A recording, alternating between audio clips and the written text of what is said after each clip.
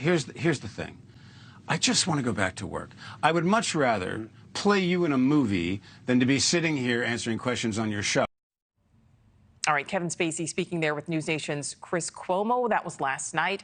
And there are lots of questions about what happens now, or what could happen now. So let's welcome in Senior Editor at Deadline, Dominic Patten. Dominic, so great to see you again.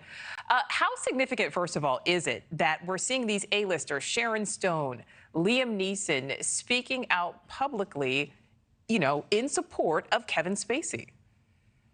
Well, I think it's very significant, but I think it also should be put in this particular context. Those statements by Liam Neeson, Sharon Stone, F. Murray Abraham, and of course, Stephen Fry, who's a national treasure in the UK, were distinctly put together and given to the Telegraph newspaper, along with an interview with Kevin Spacey, as we see him now looking at another sexual assault trial in the UK to start next year. This is also happening in conjunction with a documentary, Spacey Unmasked, which debuted the other week in the UK and is now on Warner Brothers Discovery's Max streamer, which has a lot of new allegations from people against him.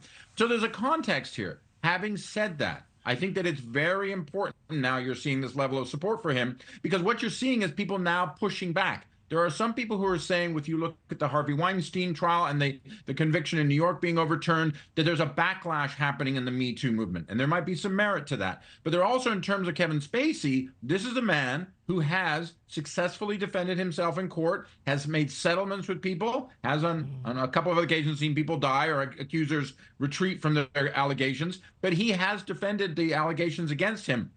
So I think you are seeing some sort of tide turning. The problem, I would say, that emerges here is overplaying it. I think that happened a little bit on the interview with Chris last night. I think that happens a little bit with some of these celebrity endorsements of a type.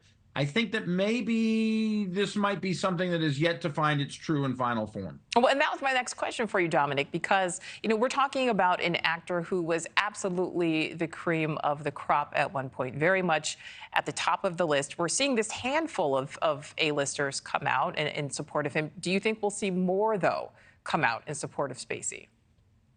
Well, as Spacey said last night when he was talking to Chris, he says there are more people who say it to it privately. You know, whether or not that door opens or not, I think depends on the kind of reaction people see from people like you and I, to be honest, and others. I do think that there is a valid argument to be made here. You know, Kevin Spacey was accused of a lot of things. And if we are going to believe, and with all its flaws, in a system of justice where people are taken before the courts and found guilty or not guilty, or charges are dismissed or accusations are dismissed, we have to give the benefit of the doubt here. No. This did not happen. He has not been found guilty like a Harvey Weinstein, like a Bill Cosby, like many other people. Yeah. He has found accusers have removed their accusations. So I think on that level, I think there is a reassessment happening here. But I think also, let's remember, there is another trial coming in the United Kingdom. So there still is a lot of unanswered questions. And there's, I think, also for people, no one's quite sure how this story's going to end. Yeah, we don't know how it's going to end. And Dominic, before we let you go, just talk a bit about Spacey's blacklisting and how it truly did impact his career.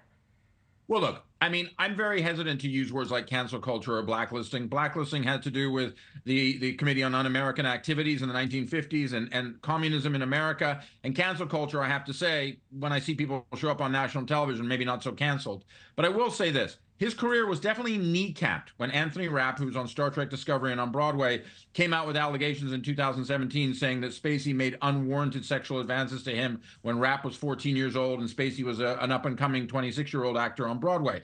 That later went to a trial. That trial later saw Spacey vindicated and saw Rapp's $40 million lawsuit tossed out. So I will say that there is definitely some issues here to be determined.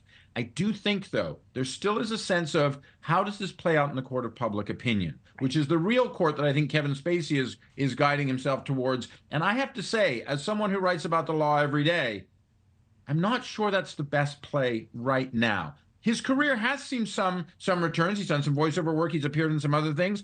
There's also still been some backlash.